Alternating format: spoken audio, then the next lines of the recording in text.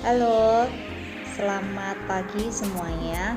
Hari ini kita bertemu lagi untuk mata kuliah pengantar bisnis minggu ke-11. Kita akan bicara tentang chapter 13 yaitu Distributing and Promoting Product. Oke, kita langsung lanjut aja ya. Hari ini kita akan melihat mengenai yang pertama tentu campuran distribution dan juga mengidentifikasi saluran distribusi yang berbeda. Kemudian yang kedua, nanti kita akan melihat peran pedagang grosir dan fungsi yang dilakukan oleh perantara elektronik. Kemudian yang ketiga, kita akan melihat berbagai jenis retail, kemudian menjelaskan bagaimana pengecer online menambah nilai bagi konsumen di internet. Kemudian yang keempat, kita juga akan melihat mengenai distribusi fisik dan menggambarkan aktivitas utama dalam proses distribusi fisik tersebut. Kemudian yang kelima, kita akan melihat mengenai tujuan promosi, kemudian pertimbangan dalam memilih bauran promosi, serta membahas berbagai macam promosi periklanan. Kemudian yang terakhir, kita akan melihat terkait dengan tugas-tugas yang terlibat dalam personal selling atau penjualan pribadi dan menjelaskan berbagai jenis promosi penjualan. Oke, yang pertama kita akan melihat tentunya distribution mix atau campuran distribusi yang menjadi peran penting bagi perusahaan untuk bisa mencapai keberhasilan. Nah, apa itu distribution mix? Nah, tentu kalau kita perhatikan merupakan kombinasi saluran distribusi yang digunakan perusahaan untuk menyampaikan produknya ke pengguna akhir. Nah, kemudian kita juga akan melihat terkait dengan intermediary. Apa itu intermediary? Di sini merupakan individu atau perusahaan yang membantu mendistribusikan produk. Nah, untuk intermediary sendiri itu ada wholesaler atau grosir gitu ya, merupakan perantara yang menjual produk ke bisnis lain untuk dijual kembali ke konsumen akhir. Sementara ada juga retailer. Nah, kalau untuk retailer merupakan perantara yang menjual produk langsung ke customer. Kalau kita perhatikan gambarnya seperti ini merupakan saluran distribusi mulai dari supplier sampai dengan ke retailer gitu ya. Jadi ini ada manufaktur, kemudian ada retailer yang mensuplai manufaktur, kemudian dari manufaktur menuju ke konsumen ada saluran-saluran distribusi bisa melalui perantara yaitu tadi grosir, distributor di sini maupun retailer. Oke, kita lanjut. Nah, terdapat perbedaan saluran distribusi gitu ya dan juga saluran utama. Apa itu saluran utama? Kalau kita lihat dari gambar, saluran utama adalah distribusi langsung dari produsen ke customernya. Sementara untuk distribution channel ini merupakan indirect channel. Jadi kalau kita perhatikan, produsen tidak langsung ke customer seperti direct channel, tetapi melalui intermediary seperti yang sudah dijelaskan sebelumnya, ada grosir gitu ya maupun ada retailer. Oke. Nah, kalau kita lihat, nah ini ada channel-channel, ada gambar di bagian bawah gitu ya. Ini ada channel 1, channel 2, channel 3 maupun channel 4. Ini menjelaskan mengenai channel-channel di dalam atau saluran-saluran di dalam distribusi gitu ya. Yang paling utama itu channel 1, ini saluran distribusi langsung tadi seperti yang di awal, produsen langsung ke end user. Sementara ada yang kedua ini sampai dengan keempat merupakan indirect channel itu ya, dari mulai retail, kemudian ada wholesale atau grosir, kemudian ada juga agen maupun broker sebagai intermediarisnya. Nah, terus kalau kita perhatikan dengan adanya intermediary tentu ada nilai tambah yang bisa didapatkan oleh perusahaan gitu ya. Nah, dalam hal ini sebetulnya kalau kita lihat apa benefit gitu, atau nilai tambah dari perantara di dalam saluran distribusi. Nah, coba Anda perhatikan kedua gambar di layar gitu ya, dengan adanya intermediary, keruwetan atau kerumitan yang terjadi dari produsen sampai dengan ke customer ini disederhanakan dengan adanya intermediaries. Jadi customer ketika mau mencari barang tidak perlu kemudian kesulitan untuk mencari produsennya langsung, tapi bisa melalui intermediary untuk mendapatkan barangnya. Termasuk juga produsen atau manufaktur tidak perlu kesulitan langsung mencari konsumen akhirnya, tetapi bisa dibantu oleh intermediary untuk kemudian mendistribusikan produknya ke customer. Oke, kalau kita lihat lebih dalam lagi gitu ya, terkait dengan tentunya macam-macam distribusi gitu ya, strategi. Nah, ada intensif, terbagi menjadi 3 gitu ya, intensif, eksklusif maupun selektif. Nah, untuk saluran distribusi strategi intensif, di sini strategi di mana produk didistribusikan melalui saluran sebanyak mungkin. Sementara untuk eksklusif distribution, strategi di mana produsen memberikan hak eksklusif untuk mendistribusikan atau menjual produk ke sejumlah pedagang grosir atau pengecer di wilayah geografis tertentu. Sementara strategi yang ketiga yaitu selective distribution, strategi di mana perusahaan hanya menggunakan pedagang grosir dan pengecer yang memberikan perhatian khusus dalam upaya penjualan produk tertentu. Kalau kita lihat dari gambar untuk eksklusif nih ya, jadi betul-betul strateginya adalah ya untuk satu saja gitu ya, eksklusif ke pihak distributor tertentu gitu ya, utama. Nah, sementara untuk selektif itu beberapa. Nah, untuk intensif tadi ya sangat banyak. Oke. Nah, masalahnya terkadang yang namanya tadi ya, semakin banyak saluran distribusi tentu bisa menimbulkan konflik. Nah, konflik ini bisa reda dengan adanya leadership gitu ya, yang kuat yang bisa kemudian menurunkan konflik yang terjadi di dalam saluran distribusi tadi. Oke, konflik yang terjadi ketika anggota saluran distribusi tidak setuju atas peran yang harus mereka mainkan atau penghargaan yang harus mereka terima. Sementara untuk menurunkan hal tersebut, maka anggota saluran yang paling kuat dalam menentukan peran dan penghargaan bagi anggotanya ini yang punya peran utama. Gitu ya. Nah, kalau dicermati di sini untuk channel konflik gitu ya, ada 2, horizontal maupun vertikal.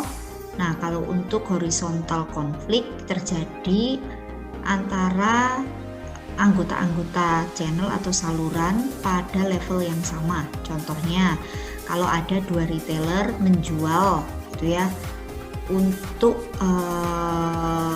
target pasar yang sama. Nah, ini akan menimbulkan konflik di antara mereka. Nah, konflik tersebut dikenal dengan horizontal konflik. Sementara vertikal konflik ini terjadi antara member-member di dalam saluran distribusi yang levelnya berbeda tetapi pada channel yang sama atau saluran yang sama. Contohnya di sini produsen dan tadi grosir atau produsen dan retailer. Nah, ini kadang-kadang mereka sama tujuan akhirnya ke pasar, ke konsumen, sehingga terkadang menimbulkan konflik. Oke. Nah, kalau kita cermati apa yang mendasari channel konflik bisa terjadi. Nah, ini dilihat dari gambar, itu ada tujuan yang tidak kompatibel gitu ya. Kemudian tadi hambatan-hambatan terkait dengan komunikasi di antara member-member. Kemudian juga ada perbedaan persepsi.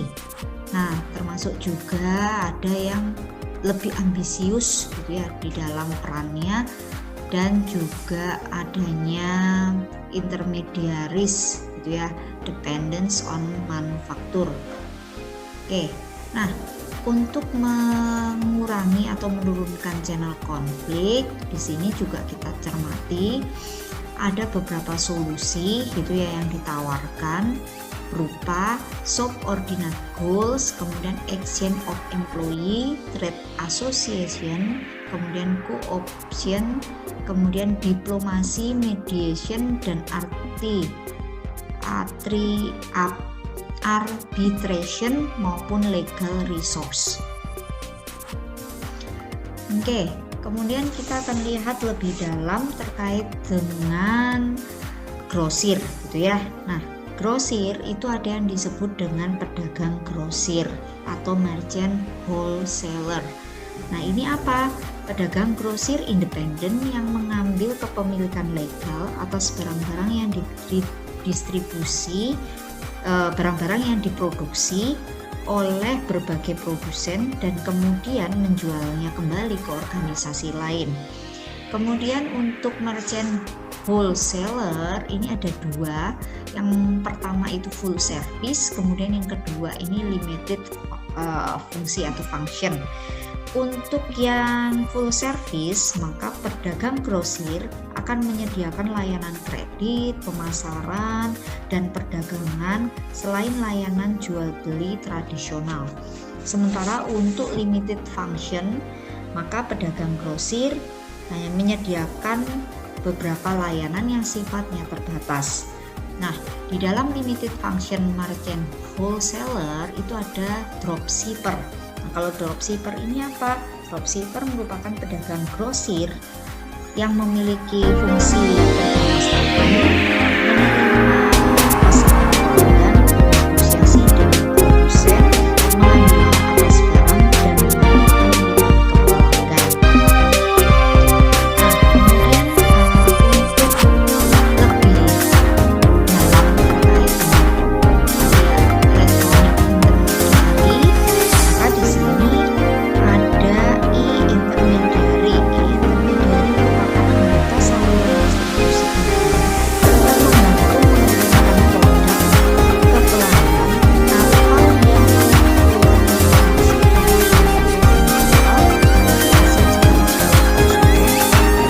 pelanggan atau yang lain kepada pembeli. Kemudian ada juga syndicate selling. Nah, untuk syndicate selling merupakan praktek e-niaga di mana status web menawarkan komisi situs web lain untuk merujuk pelanggan. Kemudian ada juga shopping agen atau e-agen.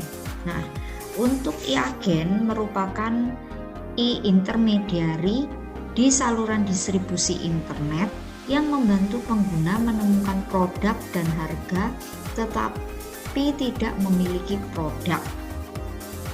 Nah, kemudian ada beberapa tipe dari brick and mortar retail outlet. Nah, ini tipe-tipe outlet gitu ya, yang memiliki fisik, bentuk fisik. Contoh ada department store ya. Nah, ini apa? Pengecer lini produk besar yang didirikan oleh pengorganisasian menjadi departemen khusus. Ya, contohnya seperti Matahari, Sogo gitu ya. Itu juga termasuk di dalam department store. Kemudian ada supermarket. Nah, kalau untuk supermarket, pengecer lini produk yang menawarkan berbagai makanan dan item terkait makanan di departemen khusus. Nah, contohnya seperti Giant, kemudian Indomaret, Indogrosir, Superindo. Nah, itu termasuk supermarket, hypermart dan seterusnya. Kemudian ada juga specialty store.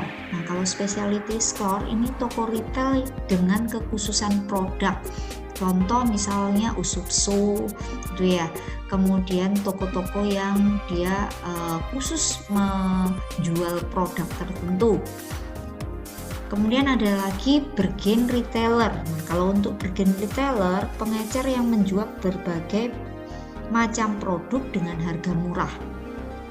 Ya, jadi biasanya toko contohnya toko buku murah online gitu ya, yang menawarkan barang-barang biasanya yang relatif murah, atau toko-toko yang serba 5.000. Nah, itu termasuk bargain retailer.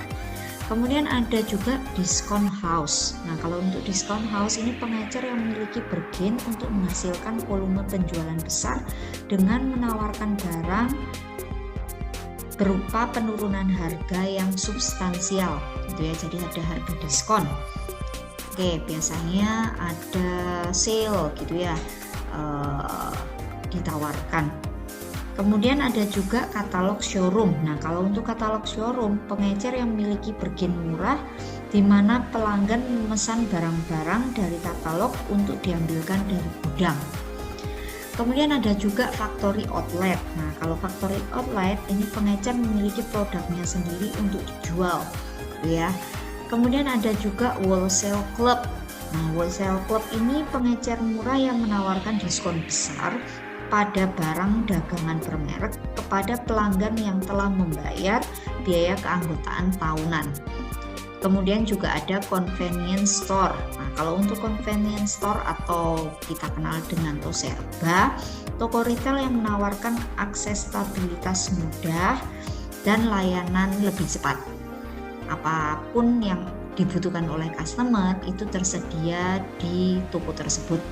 Ya, contohnya kita bisa lihat di Transmart, itu termasuk juga convenience store. Oke, kemudian lebih lanjut kita akan lihat terkait dengan non-store retailing. Kalau non-store retailing ini merupakan retail yang tidak memiliki toko. Nah, ini bisa berupa direct sales, kemudian ada juga direct marketing gitu ya, atau automatic vending ya. Nah, ini contoh-contoh dari non-store retailing. Jadi biasanya dalam bentuk katalog, pengiriman katalog, kemudian pengiriman terkait dengan tadi ya brosur-brosur atau telemarketing, atau juga bisa dalam bentuk box-box gitu ya, merchant-merchant yang kemudian bisa diakses langsung gitu ya di tempat-tempat tertentu. Oke, kemudian kita lihat lebih lanjut kaitannya dengan online retailing. Nah, kalau online retailing ini retail yang dia menggunakan teknologi berbasis internet gitu ya. Nah, ini retail non toko di mana informasi tentang produk dan layanan penjual dihubungkan ke komputer konsumen dan memungkinkan konsumen untuk menerima informasi serta membeli produk dari rumah. Kemudian ada lagi yaitu e-katalog. Nah, kalau e-katalog ini merupakan retail non toko di mana internet digunakan untuk menampilkan produk-produk. Kemudian ada electronic storefront. Ini merupakan etalase toko elektronik gitu ya. Jadi situs web komersial tempat pelanggan mengumpulkan informasi tentang produk dan peluang membeli, memesan dan membayar pembelian. Kemudian ada juga cyber mall. Nah, ini kumpulan etalase virtual atau situs web bisnis yang memiliki berbagai produk dan lini produk di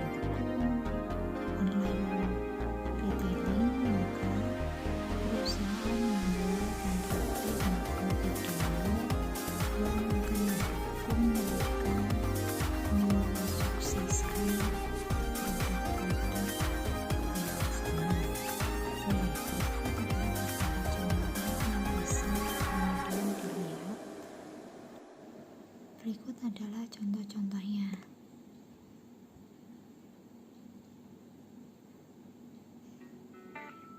Nah, ini adalah video interaktif yang dibuat untuk memperkenalkan terkait dengan deskripsi produk gitu ya.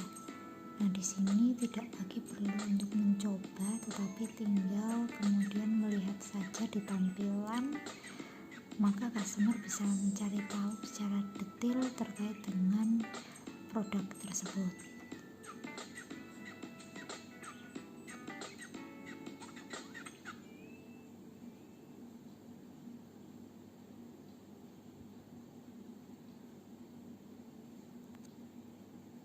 Oke, kemudian yang kedua, contoh yang kedua kita lihat ya.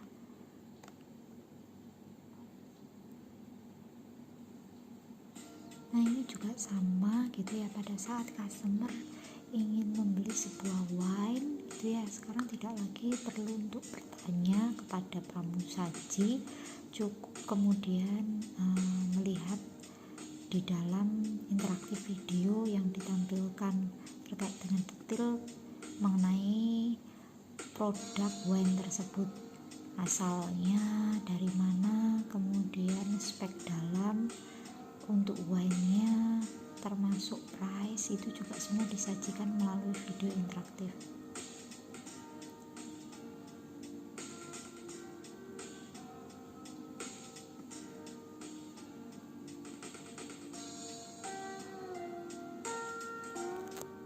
Oke, kemudian ada satu contoh lagi, contoh yang ketiga kita lihat. Nah, ini juga sama, ini kaitannya dengan sepatu Nike. Jadi konsumen bisa mengetahui detail spesifikasi sepatu, tidak perlu bertanya, cukup melihat video interaktif yang disajikan oleh perusahaan.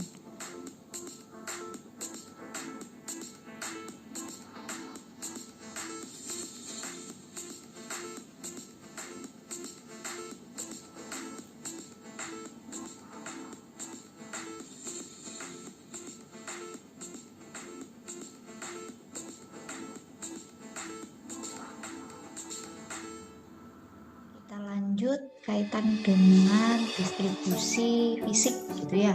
Nah, kalau kita cermati terkait dengan distribusi fisik merupakan aktivitas yang diperlukan untuk memindahkan produk secara efisien dari produsen ke konsumen, dari gudang kemudian dibawa gitu ya, di pick up menuju ke tempat ini ya, intermediaris atau langsung ke konsumennya gitu ya. Nah, ini dari pabrik kemudian dikirimkan ke gudang gitu ya. Nah, ini beberapa informasi saling terkait untuk menginformasikan keberadaan. Oke, nah ini contoh dari gudang kalau kita cermati gitu ya. Nah, gudang yang ada itu terbagi menjadi dua gitu ya. Ada yang bentuknya private warehouses atau gudang private, dan yang kedua ada public warehouses atau gudang terbuka. Nah, untuk private warehouse merupakan gudang yang dimiliki oleh dan menyediakan penyimpanan hanya untuk satu perusahaan. Sementara public warehouse, gudang yang dimiliki dan dioperasionalkan secara independen untuk menyimpan barang dari berbagai perusahaan. Jadi di sini untuk public warehouses itu banyak perusahaan yang bisa menaruh barangnya. Sementara kalau private warehouses ya hanya satu perusahaan yang bisa menyimpan barang di dalam gudang tersebut. Oke, kemudian kita lihat kaitannya dengan pentingnya promosi bagi perusahaan, gitu ya. Sangat penting tentunya promosi bagi perusahaan. Untuk apa? Yang pertama untuk memperkenalkan, gitu ya, kepada konsumen terkait dengan produk-produk. Nah, aspek bauran pemasaran berkaitan dengan teknik yang paling efektif untuk mengkomunikasikan informasi tentang dan menjual produk perusahaan.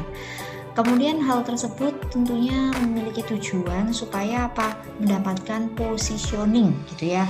Proses membangun citra produk yang dapat diidentifikasi di benak konsumen. Nah,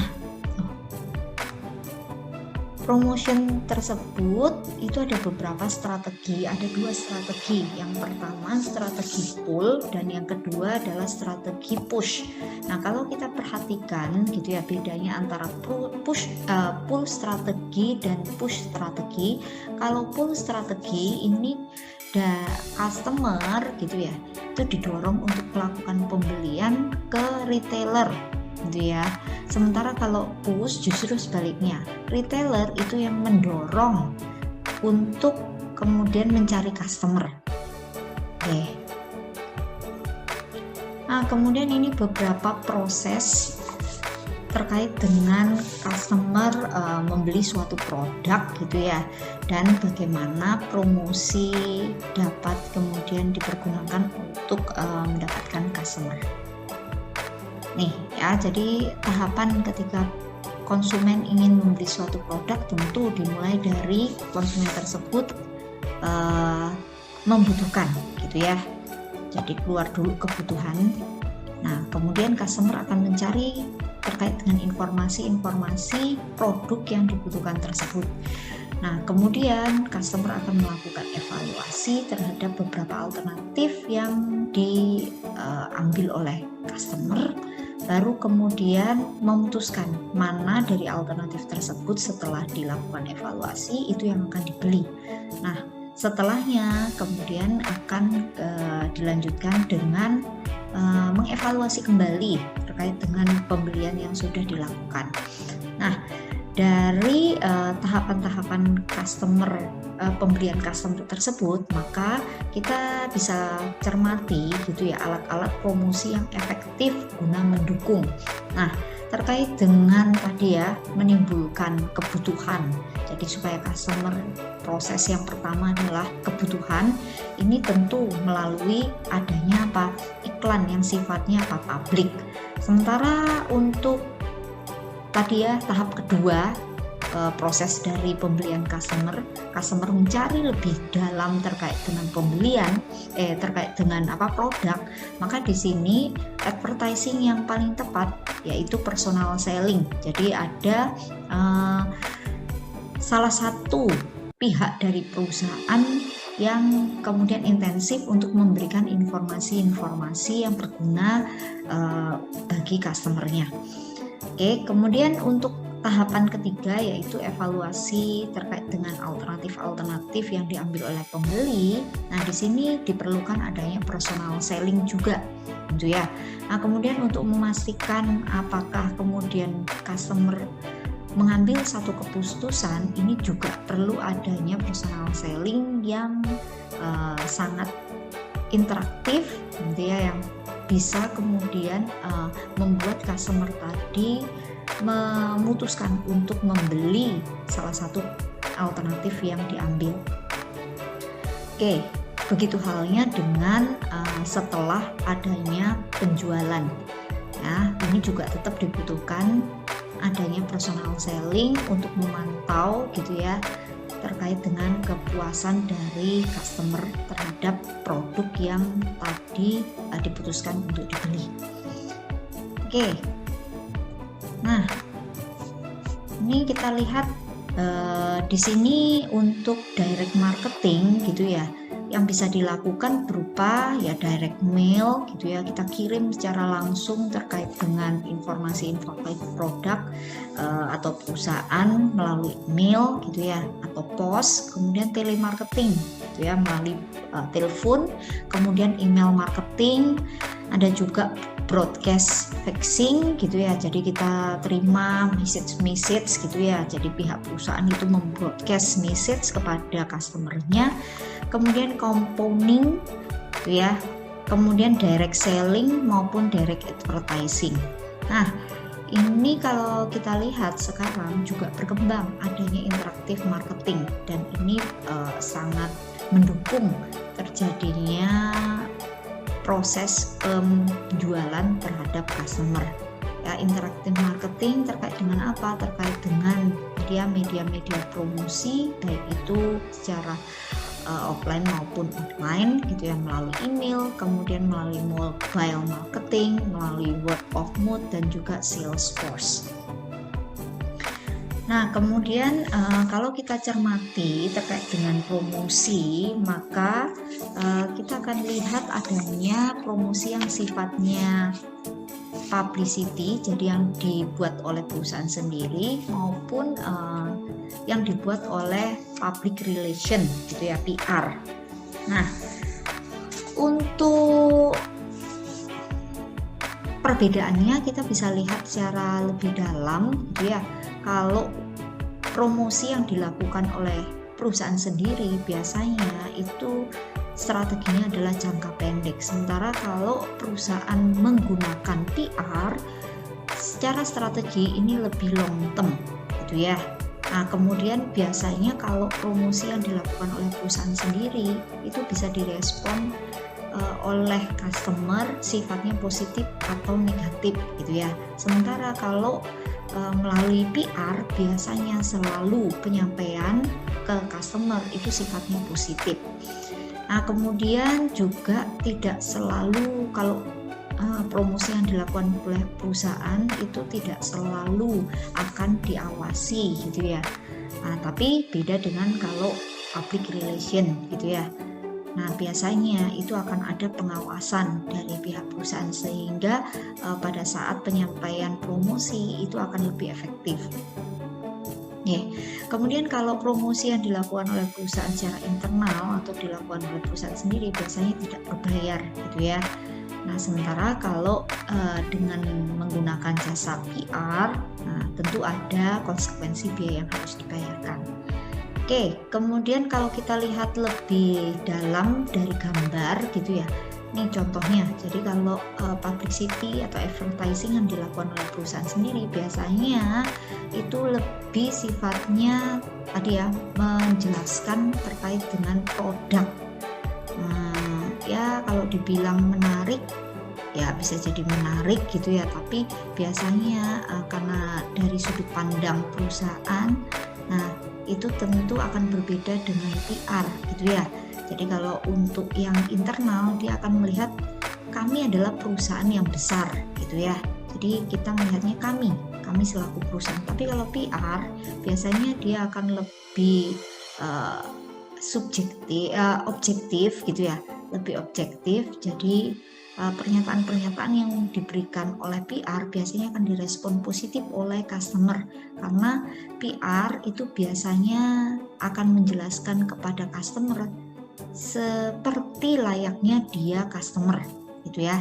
Jadi dia akan menginformasikan terkait dengan perusahaan itu sebagai mereka adalah perusahaan yang terbaik, bukan kita adalah perusahaan yang terbaik.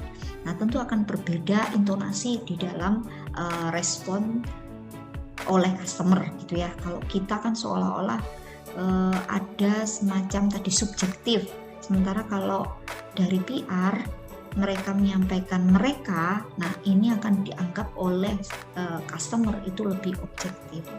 Penjelasan terkait dengan chapter 13 yaitu distributing and promoting product pada pertemuan ke-11 untuk mata kuliah pengantar bisnis. Kita akan lanjutkan diskusi dan pembahasan lebih dalam melalui online class, melalui Zoom gitu ya. Jadi sampai ketemu lagi di Zoom. Jangan lupa like and subscribe video ini ya. Bye.